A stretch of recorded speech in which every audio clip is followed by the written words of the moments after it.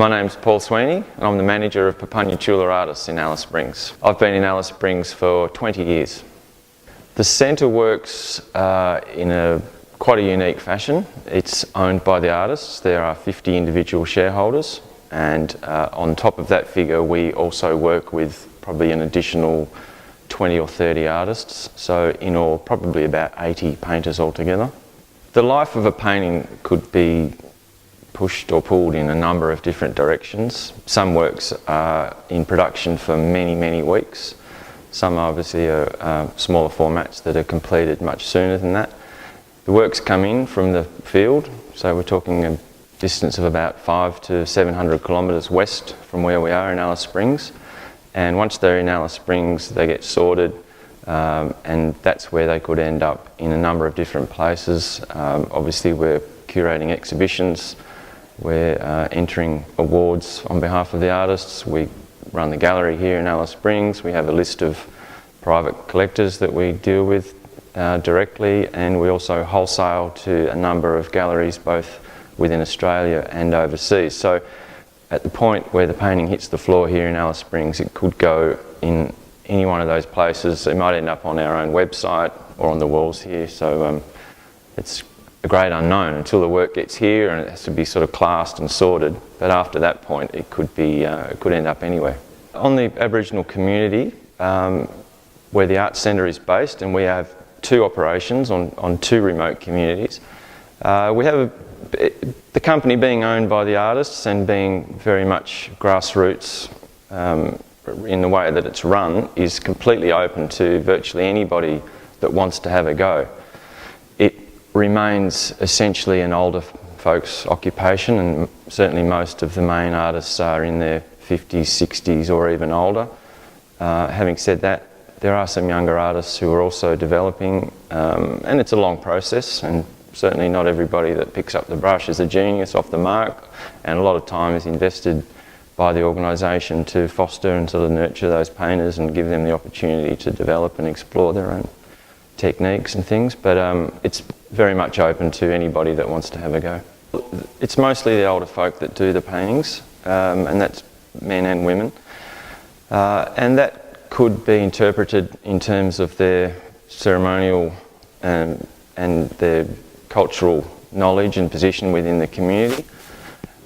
But having said that, you know, younger people are faced with all sorts of influences. Obviously popular culture's busily sort of being hammered down people's throats as it is in mainstream non-Indigenous Australia. So the kids are very much into, you know, following the music scene, and the sporting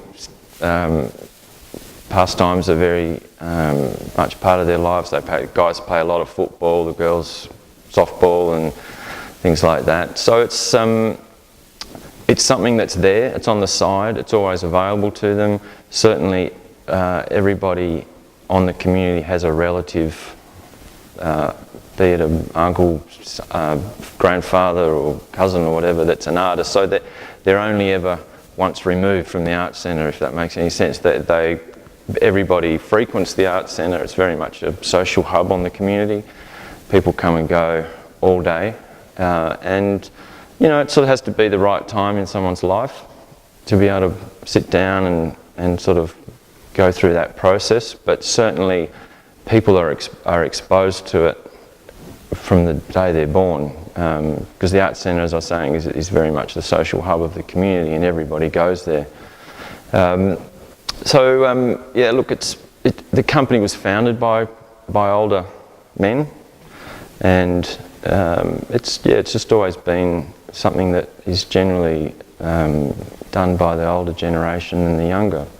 Cultural knowledge is embedded in absolutely every picture that is produced, and that is something that is obviously not only important in terms of the passing on of that information, but it's also something that's all very appealing to people who are admirers or purchasers of the art.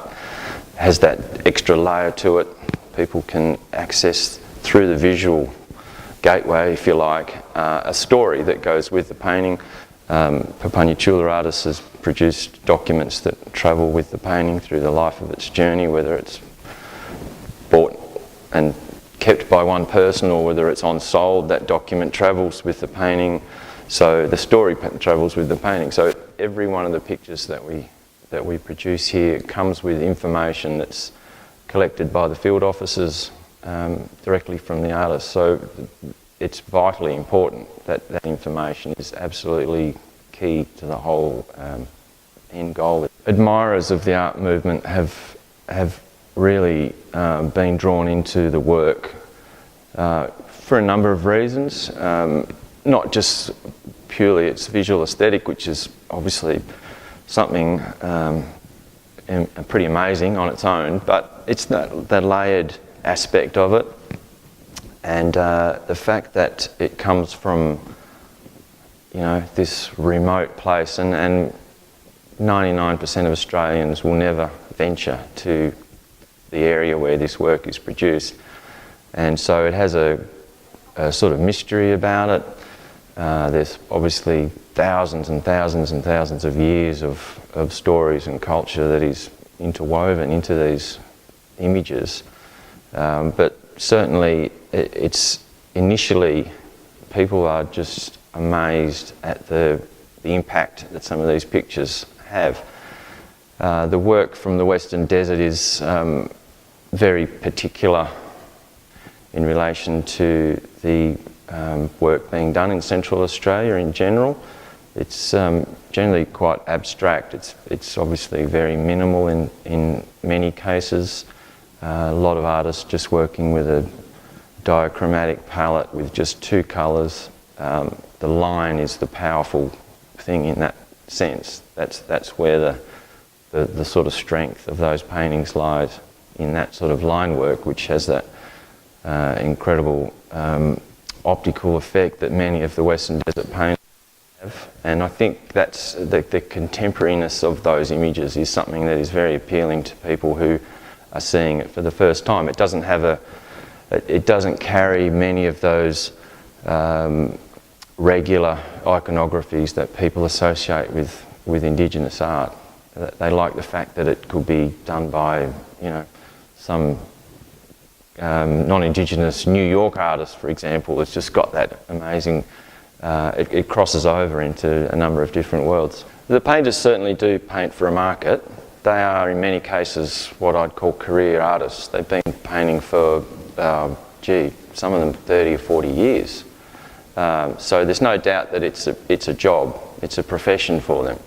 However, I've always believed that the Western Desert people have an amazing amount of strength about their personalities, and whilst they may be painting for a market in that sense, they have refused in many ways to conform to many of the sort of nuances of the Indigenous art industry. We would never try and tell people out there what to paint, and even if we did, they'd probably tell you to get lost, because they're not like that. There's some very strong characters out there, and they're very true to themselves, and they know exactly what they want to do. The market at the moment is going through a period of change, and I actually believe it's a very good change. There was crazy growth in the mid-2000s. There was, I thought there was a sort of slight hysteria in the market. There were people rushing in, buying things. There was certainly lots of very good work being done, but there was also a huge volume of work that was hitting the markets that probably wasn't up to the standard that it should be to warrant the amount of sales that were taking place at the time.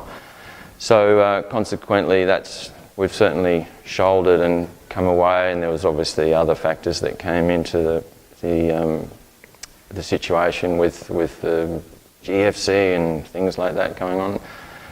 So there was, a correction, as you'd probably say, out there in the economic world, and it's polarised and focused the work, I believe, in a good way. You can't sell rubbish paintings, people don't want them, and they've become more astute, they've learnt, and they've done their research, and I think now they can identify better quality works, having seen the volume that's gone through the market over the years. The Indigenous art market's been incredibly important to the artists, to the company and to the community most of all. The ability, what it's done is provide people with the ability and the opportunity to, through their self-empowerment, to be able to direct their own lives. There is very much a socio-economic, cultural clash taking place, if you like, between Western society and traditional Aboriginal culture out there, and it's all happened within our lifetime. Most of the older painters and certainly many of the shareholders were born and grew up traditionally, and in the space of their life, you know, some of those people are probably only in their 50s, early 60s, have undergone tremendous change. I mean, from my perspective, I can't begin to imagine what changes they've had to sort of put up with through their lives. But what the art movement has done is provide those people with the opportunity to control their destiny to some extent. We are able as an organisation to fund a myriad of projects out there to do with health, education. We support the sporting events, we support funerals and sorry camps and ceremonial events. So, you know, if the company suddenly wasn't there or this industry wasn't there, the place would be a dramatically different place.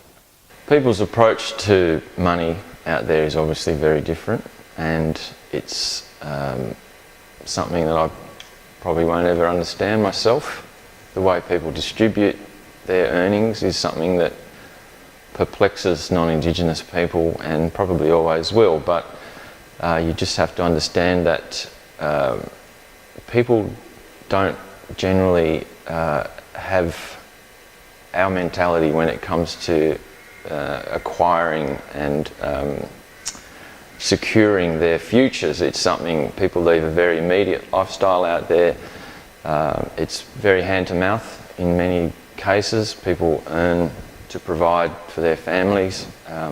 People obviously have a great deal of obligation and commitment to not only their immediate family but their extended family. And many of the painters are, being older people, take a great deal of pride in supplying and benefiting their immediate and extended families. So things, the money comes in and it goes out, and it's a sort of very free-flowing cycle, which is obviously based on a lot of things, none more so than their commitment to sort of supplying and helping out their family members. An artist might receive a cheque for, you know, anything between $400 or $500 up to $10, $15 or more $1,000. And there's always a great desire to buy cars. Vehicles are very important. People love to travel, visit neighbouring communities and relatives, and there's also obviously a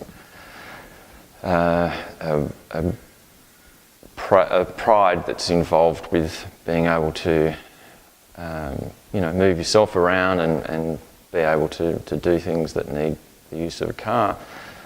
So, you know, money can hit the hand, and we'll step in, and if people want to buy cars, we sort of help them out and try to steer them in the right direction so that they get quality vehicles. But above cars, you know, it's just food, it's daily living. Money doesn't have the same, it doesn't represent what it does in our society. It's something else, and it's not seen as something that's to be harboured and saved. It's just something to better your life at that time and maybe for the next few days. But beyond that, people have a different approach to it. I've known Wallumpiri Djapuljarri for about 19 years. First met him back in '95. Pretty interesting character. In fact, very interesting character. Obviously, he's a member of a group of 9 people who were very late in terms of their contact with non-Indigenous people. There was a series of welfare patrols that ventured out into the Western Desert from the late 1940s through to the 60s, and most of the people were contacted on those patrols. Wallumpiri's family were living in an area on the west side of Lake Mackay, which is incredibly remote, but the patrols didn't go out there, so they basically missed. And so whilst everyone else was being centralised at Papunya, they were still wandering around out there. Apparently they were not having any contact with anyone else.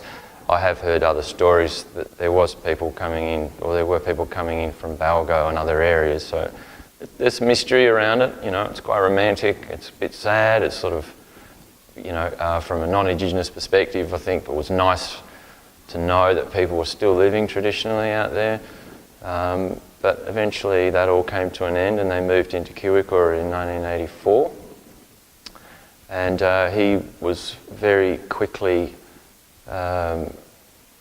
provided with materials at the time, and was proven to be quite a proficient artist from the very beginning. In fact, his first works were put together in a solo show that was shown in Melbourne, and the entire collection was bought and donated to the National Gallery of Victoria, which was great vision on their part to have those works as a group.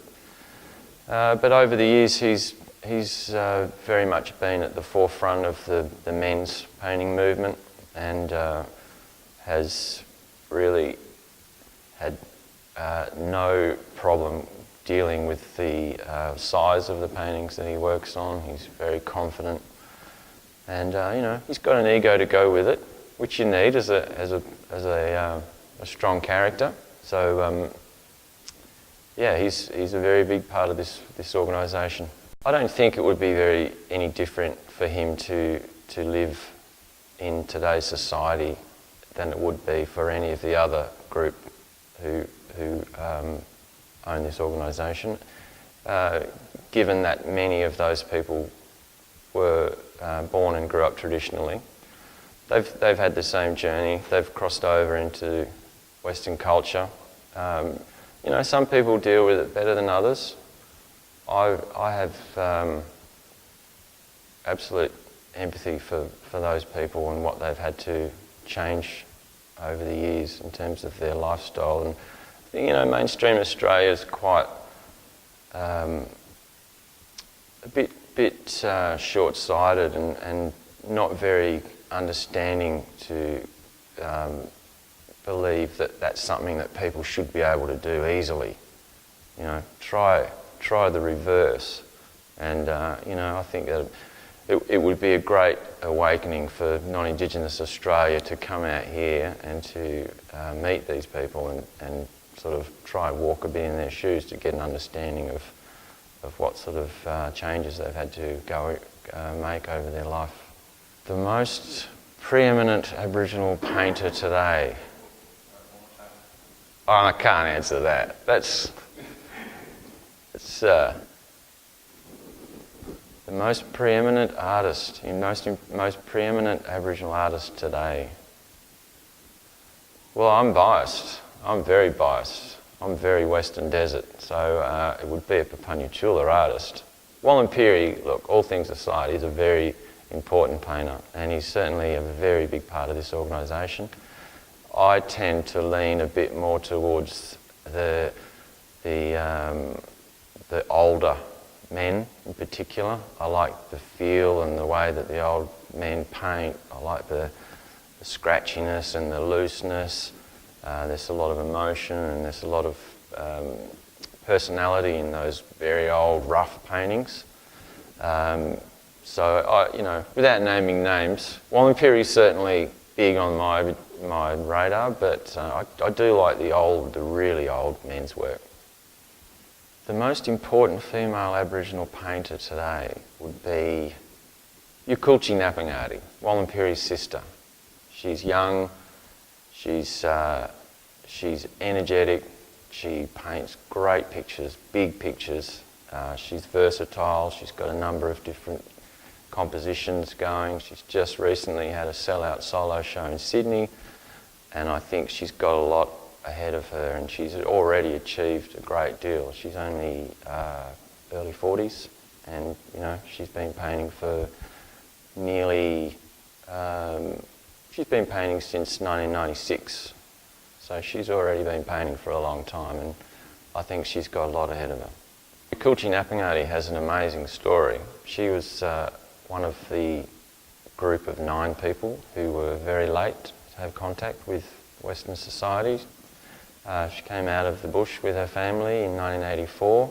She was the youngest, or second youngest of the group, so she was about 14 at the time.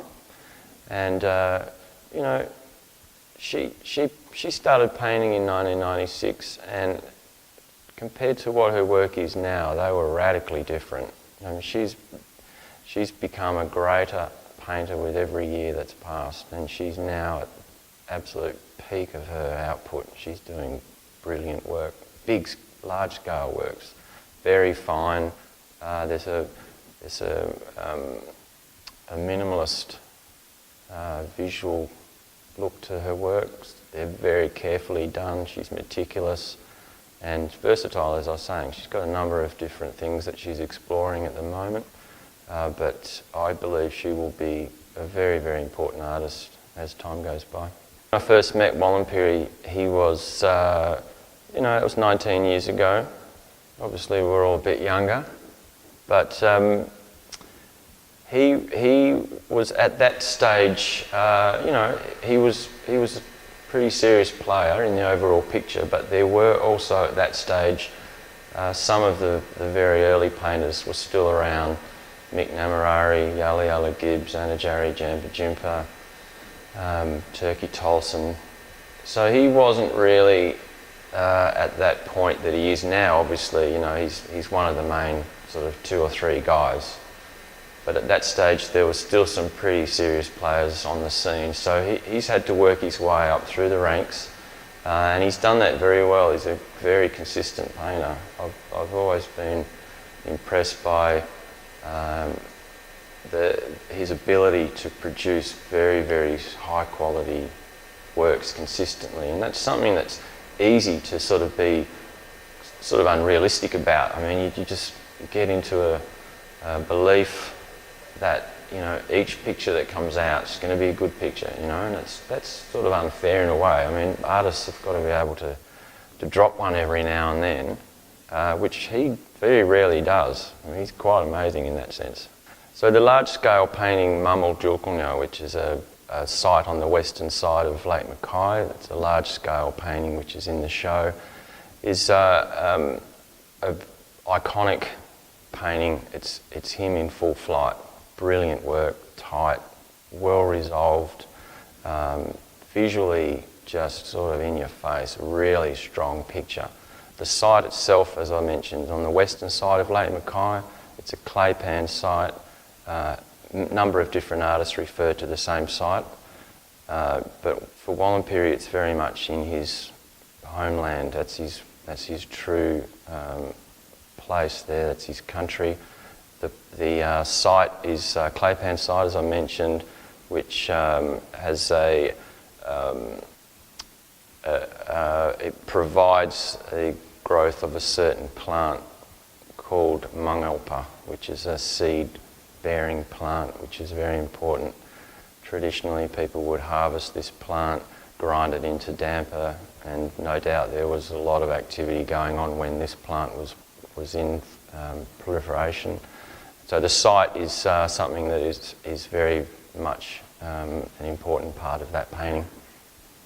Wallumpiri, more often than not, will paint either one of 2 or 3 sites. The large-scale red and white painting in the exhibition, which is a depiction of the site known as Marawa, is very much his most celebrated site. That's exactly the land that he knows and was born into.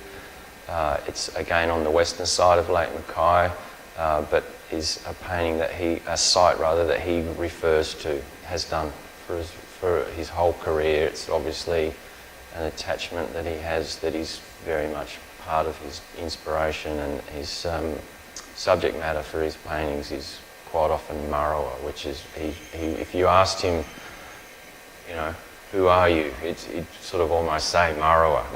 Yeah, I see these paintings not only in a topographical sense. I mean, certainly they are maps. They're mind maps, if you like. They're a visual representation of the landscape, but it's the layered component of the paintings. It's the story which, you know, we get a snippet of, and that's all I believe we need. I mean, a lot of the information is obviously very sensitive. The information that comes with the painting is what the artist feels comfortable letting the viewer know. The paintings have obviously, yes, they have that representation of the landscape itself. It's like a visual short story of the deeper meaning. You know, and some of the paintings also have a body paint component to them, things that are very much reminiscent of designs that were either painted on the body or sometimes incised onto weapons and artefacts. So there's a number of different visual references that I get when I look at a painting. The two large-scale paintings in the show obviously started their journey at Documenta in Kassel, which was a bit of a surprise when we got the invitation, but certainly something that we took very seriously and were very keen to be a part of. They were up there for quite a lengthy time. I know they had massive figures through the door, hundreds of thousands of people that go to that show. Fabulous exposure, and obviously seen by lots of very influential people. We were then obviously in touch with the Scholl collection and were informed that two works were under consideration, and we thought that was a very good home for them. So we were quite happy with that in the end. I'm not sure Wallenpyri's view of his personal spot in the international art world would be one that we would think it was. I mean, he's a very, very confident, very proud Pintupi man. Regardless of the fact that his paintings were hanging in Kassel as part of Documenta, I think he would still, regardless of that, he would still consider himself, you know, a pretty successful individual. Those guys out there, I think I've referred to having pretty big egos. They're very confident, proud men, and you know, he doesn't need his paintings to be hanging in an old museum in Germany to think that he's not a great painter, because he's already got that view. These guys are very proud, very confident in the way that they've developed over the years, and they know this company's got a huge profile globally. They know that, so they don't really need to be reminded.